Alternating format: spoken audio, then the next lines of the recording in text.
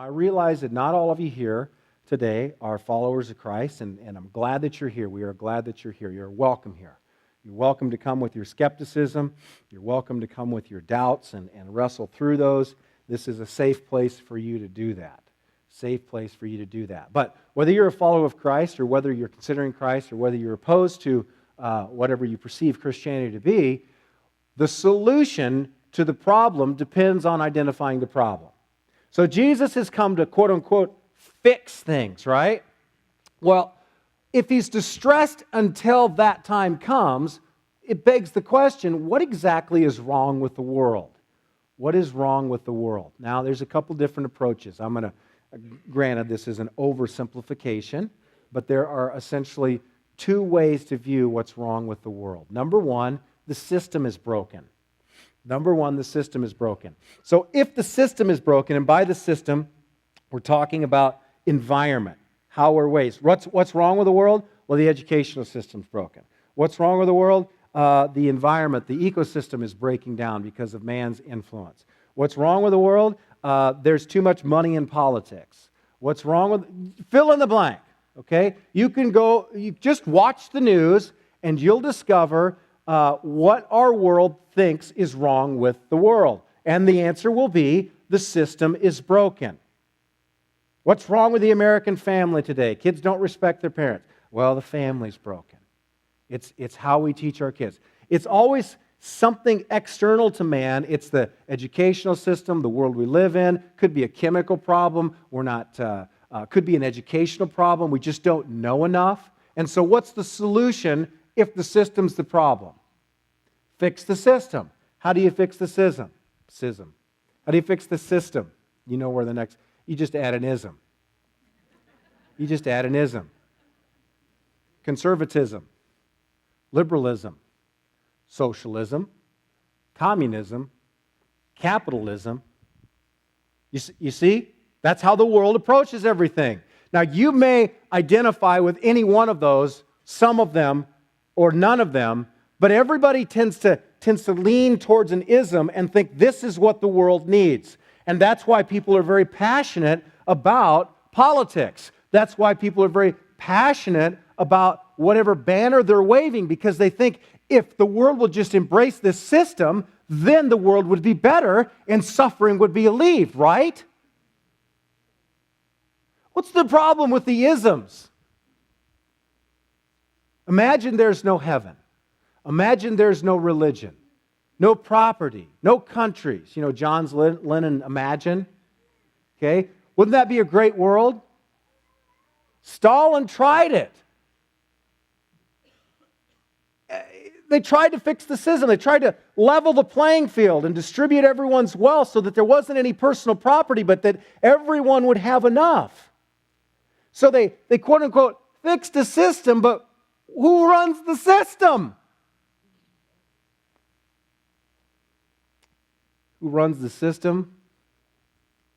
Man runs the system. That's why all isms are doomed to fail. I said all isms.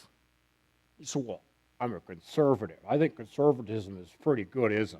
It may or may not be. But as long as men, and that includes women, I'm using a generic mankind here, as long as human beings are running the system, it's broken because the problem, as Jesus sees it, is that man is broken. What's wrong with your marriage? By the way, I shouldn't assume that everybody here struggles from time to time, but I just did. For the times you do struggle, some of you struggle greatly, some of you struggle a little bit, some of you have struggled greatly in the past, or you will struggle in the future. What's wrong with your relationships in general? Is it the fact that you weren't educated? Could be. I was not educated on how to love my wife. I will tell you that. The system was broken. I grew up in a broken system. It was not modeled for me how to have Christ-like love for your wife. Didn't see it. But I became a Christian and I read the Bible and I read all sorts of books and I still read the book. In fact, I teach them now. So the problem is no longer education, is it? So, have I figured this out? I have here, but I don't flesh it out all that well. Better than I used to. There is growth, there is progress. Why is that? It's no longer the system. It's no longer the system. It's my heart. That's what the problem is worldwide. Now, I just put that in a microcosm, and I'm looking at a family institution.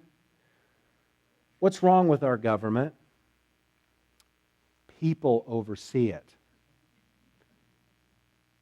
What's wrong with capitalism? People. What's wrong with socialism? People. Now, some of these are more adept to understand the totality of all that's going on than others. And you say, well, which do you think? Not going to tell. You could probably guess. That you missed the point if you're trying to figure out which ism is my favorite ism. You've totally missed the point. They're all botched because people run them. Until the issue of the human heart is addressed, none of those issues will be fixed. Here's why. Jeremiah, the Old Testament prophet, says this: the heart is deceitful above all things.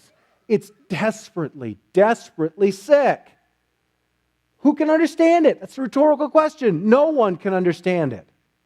So you can have the perfect system and still not fix the problem. Jesus has come to fix the problem. He hasn't come to fix the system. Do you understand that?